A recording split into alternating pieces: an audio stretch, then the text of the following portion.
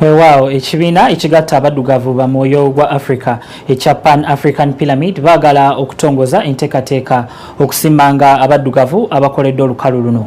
Omwogezi w'ekibiina kino Andrew Irumba Katushabe ategeezezza nga abantu bangi bwe bakoledde Africa eby'ensonga naye ne watabeerawo muntu yenna abasiima. Kati bano bataddewo akakiiko akagenda okwekenneenya abantu abo abakoledde Africa. Omusajja bw'atuula na dakika 3 bwe kyayogera akunyonyola Africa weyava weri na gyeraga.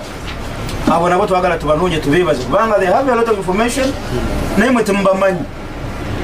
Nobo musinka nawe twagala nakumanya byayogera. Omuntu otwagala tumugyeyo tumugambe nti muzeeyi tufe tukwebaza yadde abalala tebakwebaza. Abalala nga batuulanu ffenna waliwo omuntu omukyala oba omusajja y'okuva bw'azaalibwa n'atakutegeera nti muddugavu alya emmere y'abaddugavu tayagala ebitali bya kiddugavu ayambala bya kiddugavu. Omuntu oyo mwe musingana ku street ne mulowooza nti tabeera smart so nga omuntu oyo alina ekigendererwa kyakukulakulanya ebintu ebimufuula muddugavu.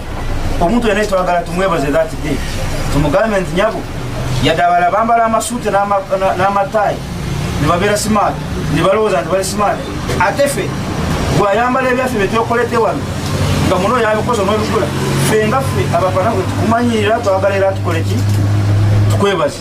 Awaadi zino si za regimu actually abantu betugenda ku awaadi nga ate bayinza n'obutaba mu regimu yamu. This is Kingdom TV.